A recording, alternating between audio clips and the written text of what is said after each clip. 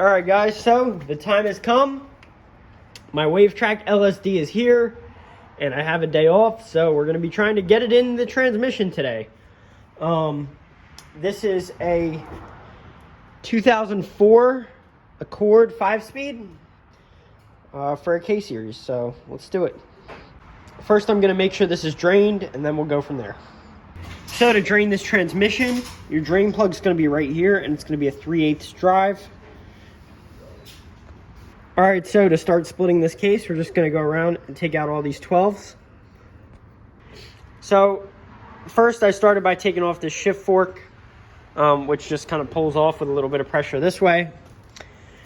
And then now to get to some of these case bolts, we're going to take off all of these accessories and sensors and stuff. So yeah. And while I'm here, my dad noticed that this is kind of seems like it's leaking or something. So, and that's a very common thing to go on these transmissions, is a seal. So we're probably going to be replacing this while the transmission's apart.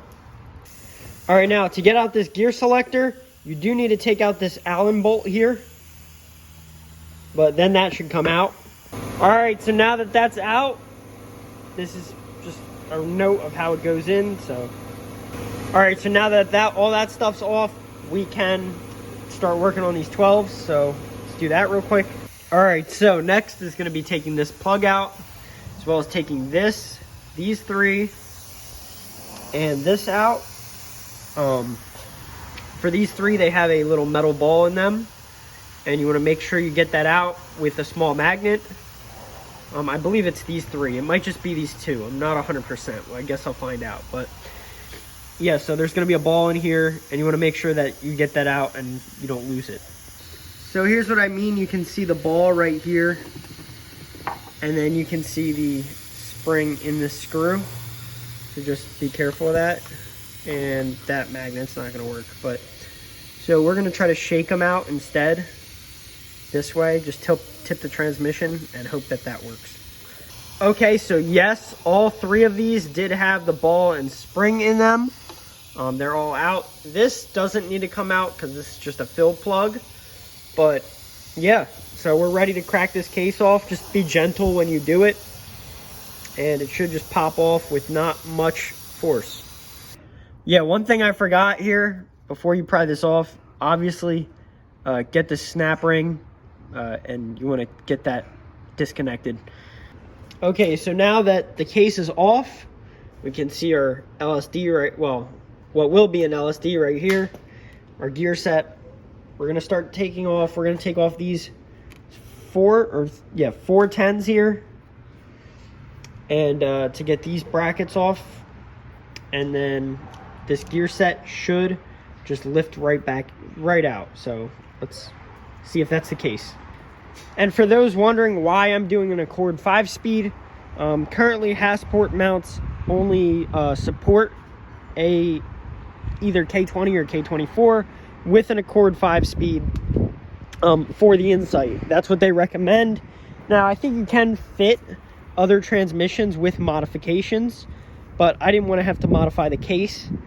And I think the 5-speed with the slightly longer gears than the 6-speeds will actually end up helping me with traction later on and not having to shift as much. So we'll see if that hypothesis is true, but I think the longer gears will help, especially considering lightweight K-swap front wheel drive cars are kind of known for not having the best traction, you know, spinning up to like 130 miles an hour.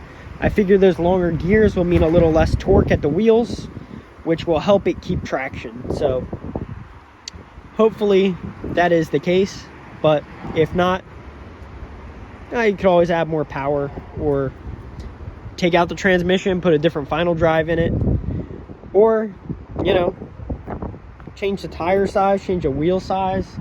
You know, there's a lot of ways around it, but just for now, that's why I'm going with a 5-speed as opposed to like a 6-speed with an LSD already in it. So next, I just kind of grabbed the gear sets and took them out, and we're going to be inspecting them here. So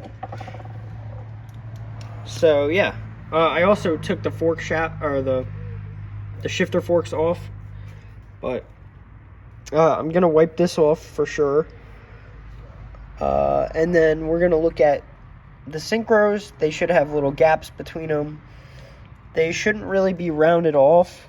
If you look here, you can see that these are still pretty pointy at the synchros,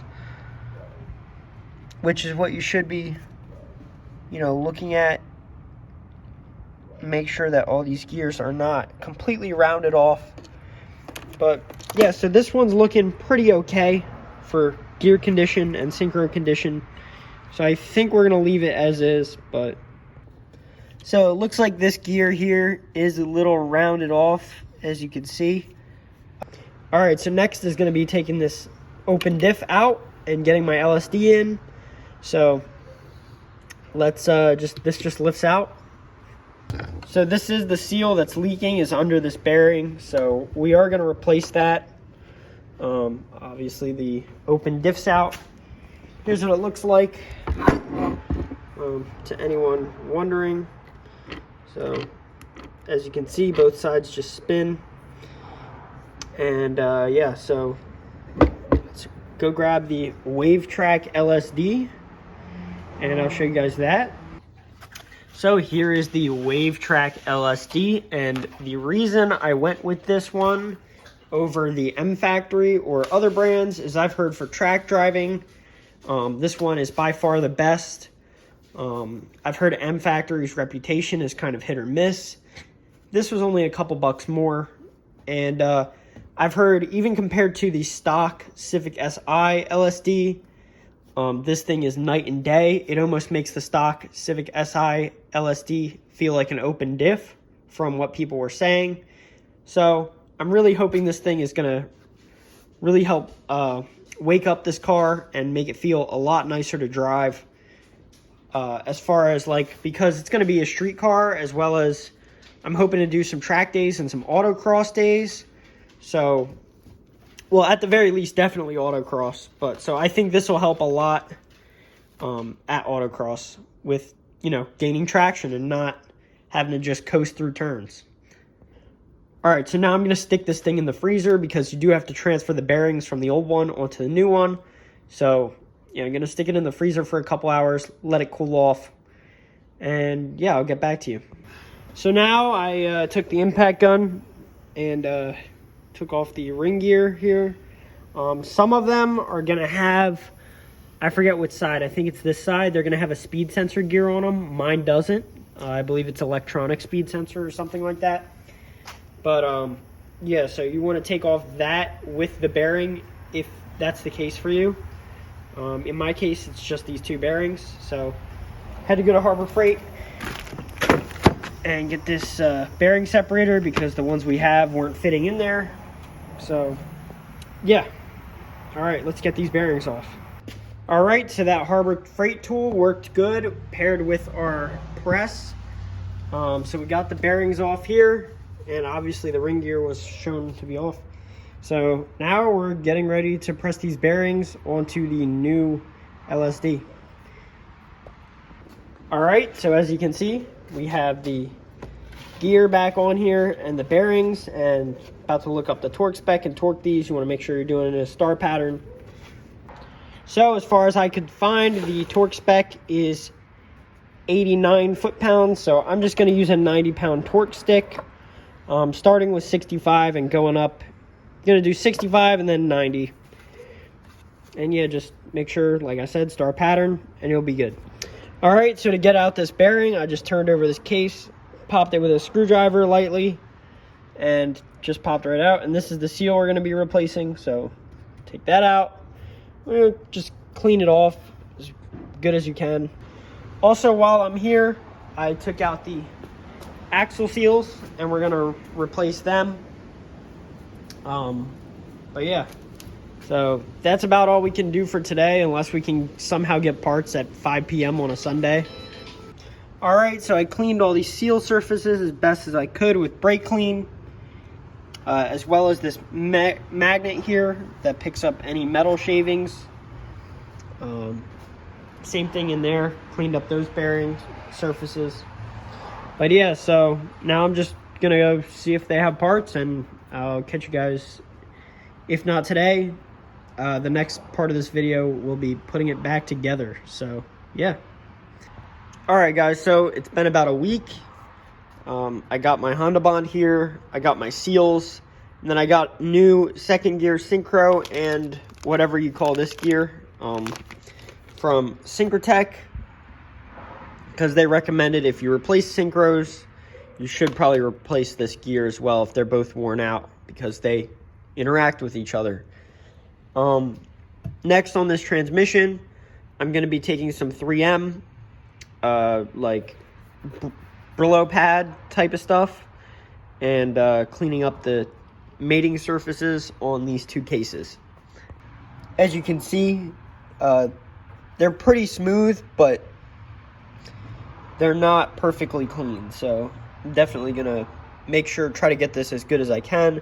And I'm just gonna do this by hand because this is an important mating surface, and I don't want to like scratch it up and make a bunch of little micro ridges and stuff for things to leak out of. All right, so as you can see, I have now cleaned up these surfaces. I am going to do a final wipe with brake clean, but the Scotch-Brite did do a good job at cleaning this up without really putting too many crazy scratches in it. So yeah. All right, so I took this socket and smacked this in. You just want to smack it in until it's flush. And mine's ever so slightly crooked, but it's good enough. All right, so next up is the input shaft seal. So I'm going to throw some WD-40 on this and in here, and we're just going to put it in here.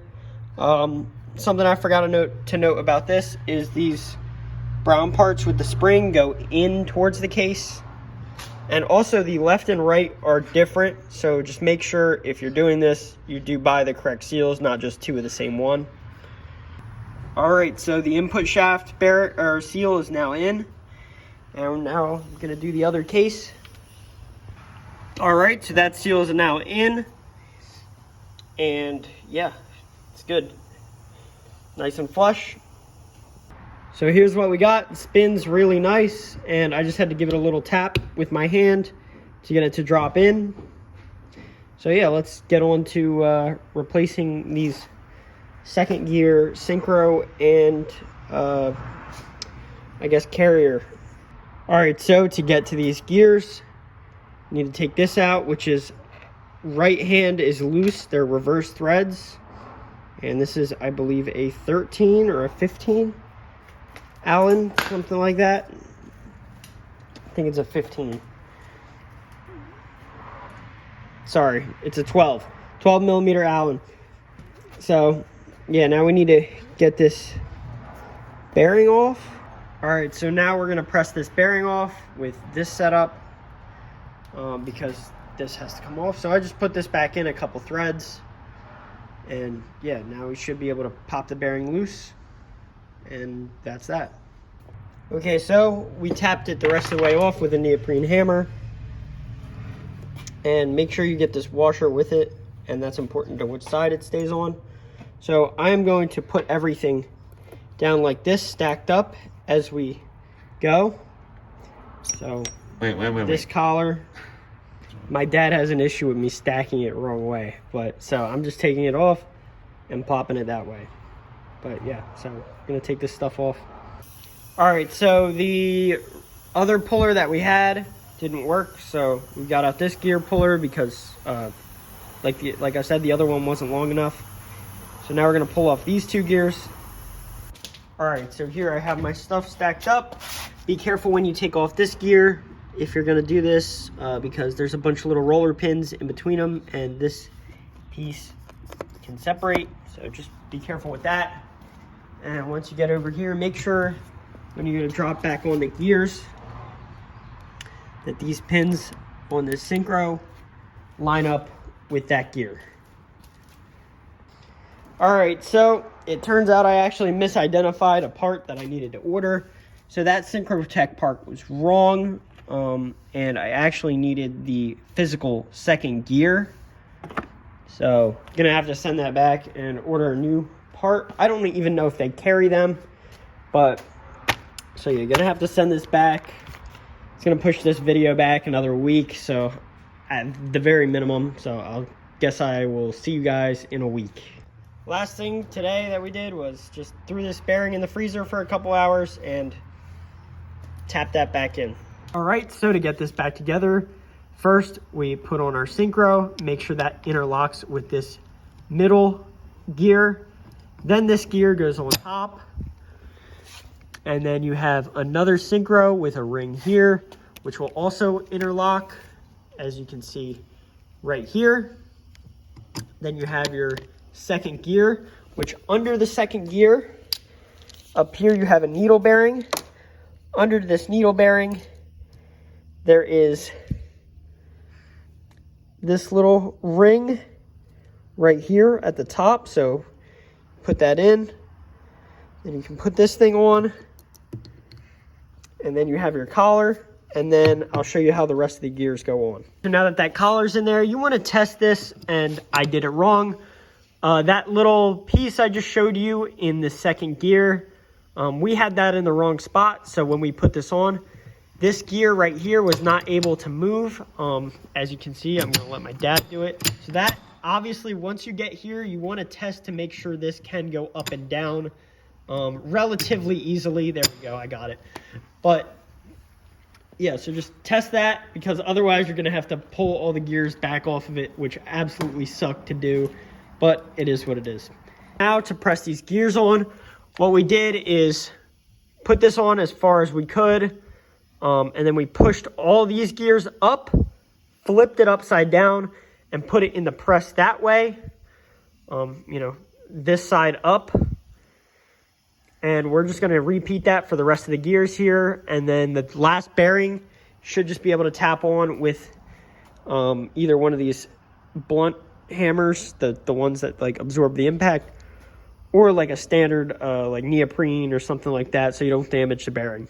Not to mention, the reason you turn this upside down is because if this gets caught up in the press, it could cause components to jump around and possibly lose their position. So that's why we pressed it. We pushed it and turned this upside down for this first gear. Now we are going to continue to do it upside down for the rest of these gears, because that's the easiest way to do it. But just something to note, you know, if you're pressing it, something gets caught up, a lot of pressure gets released, parts tend to shake around and lose their position, so you don't want that. Torque spec for this, I'm not sure what it is, so we just put it on with the air gun, but yeah. So to get these back in, you just want to put your shift forks on, make sure that these are somewhat lined up and in this order. This one first, then this one tucked under last, and then you just pick everything up and drop it into the transmission. There were 2 washers under this gear down here that are prone to falling off, so I just put them on this bearing right here to begin with. So yeah, next step. So now you can put your reverse gear in, as well as the linkage for that, and this piece right here. Next, you're gonna look at, we have our mark right here for this reverse thread, and we have a mark right here for this. So that's going to be lined up good. Next, you're going to put this in here. You have your 2 pins up here that go here, and then it goes down in a slot down here. So let's just put that in. That's good. All right, guys, so back out here another day. You want to line this up about with this bolt here, and then you want to line this up, you know, about halfway between these 2 bolts. So now we're ready to put Honda Bond on this gasket surface on both of them and drop the case on. Drop the case on. From what I can find online, the torque spec for these is 29 foot-pounds. Not sure what it was in Newton meters, but 29 foot-pounds for all these bolts. Once you have your case on, you just need to make sure that this clip up here snaps into position. So this just needs to go a little bit lower. Here's what it looks like. You can see that snap ring is now seated in the bearing. And the way we did that, we just turned over the transmission. So, and then we just hit this part on a piece of wood on the ground, and that just causes everything to snap into place. So now we're good to get the rest of these bolts in and torque them down. A little hard to see, but that reverse gear is not quite lined up, so I'm just gonna stick a screwdriver in there and then put my bolt back in. But now I'm gonna do the check balls and those screws. I'm gonna get this back on, and just a note, both, where did it go? Both this gasket surface and where this plug up here, they all get Honda Bond, and just clean up these surfaces before you put that back in. All right, sorry for the bad lighting, but to finish out this transmission, I'm just gonna be brake cleaning this entire bell housing along with this arm, and then gonna grease this little ball and assemble this. All right, so I greased that up and I greased this up. Next, this throwout bearing, you're gonna put some of this clutch or transmission assembly lube in here. You're gonna put some on this shaft here, and then this is gonna slide around that, like this is, these fingers are gonna go in between right here, and then this is done. Okay, so here's what it looks like all assembled. There's grease on here, there's a little bit of grease here. You don't want to put grease in the splines. I made that mistake, but just put grease up here on this part, and then obviously you have your spring with your 2 little tabs and your boot, and you're done. It should move nice and easy. Yeah. If you enjoyed the video, please like and subscribe. It would be greatly appreciated, and I'll catch you guys in the next one. Peace.